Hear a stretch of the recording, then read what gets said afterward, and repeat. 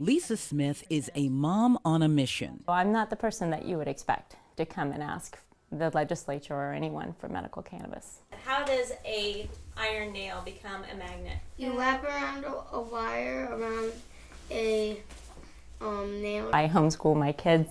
I go to church on Sunday. I lean somewhat conservative in my politics, watch Fox News. If your next question is why, watch and listen what happens next when the lights go out at their house. Yes, it's hard to watch, but don't turn away.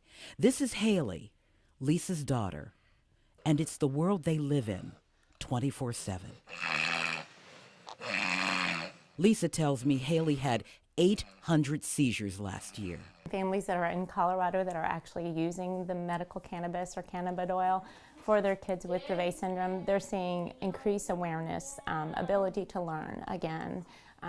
They have reduced seizures from 50 to 100% in reduction in seizures. That is why she joined others who marched on Richmond on MLK Day to raise awareness and gain support to legalize medical marijuana in Virginia. All right, does everybody else know what the plan of attack is today? Hey, steering committee members at 10 o'clock, tell them that you're representing Safe Access Virginia. T.J. Thompson is a U.S. Navy veteran and lobbyist for Safe Access.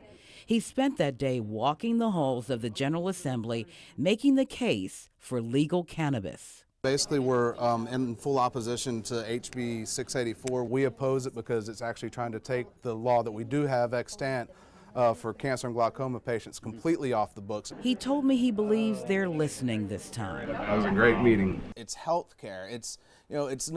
We're not asking the government to give us more money. We're actually attempting to create an entirely self-sustaining model and allow patients to be comfortable, to enjoy a nice quality of life. Lieutenant Governor Ralph Northam knows a little something about Haley's quality of life. When they hear her story and see a child that is incapacitated from just intractable seizures. Dr. Northam was her pediatric neurologist in the early years. And as lieutenant governor, he is seriously looking into the science of medical marijuana.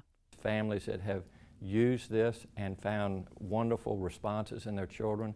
So we need to do some further research. Presently, 20 states, including the District of Columbia, have enacted laws to legalize medical marijuana.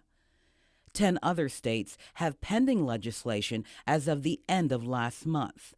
Virginia is not among them. The flip side of it, Barbara, is that we know that marijuana can actually trigger seizures in some people. So it's not as straightforward as we'd like it to be, and that's why further studies are needed. So the question for moms like Lisa is, will the relief come in time for her daughter who is on a battery of heavy-duty rescue drugs?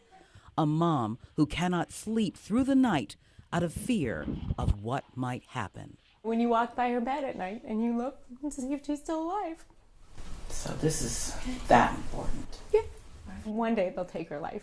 Matters of law are not ruled by emotion, but the lieutenant governor may have a stopgap prior to proposed legislation. We can apply for what we call compassionate use of it, and so we're looking into avenues to do that. We're going to have some legislation that's proposed in place that we'll be ready to go with in the upcoming year.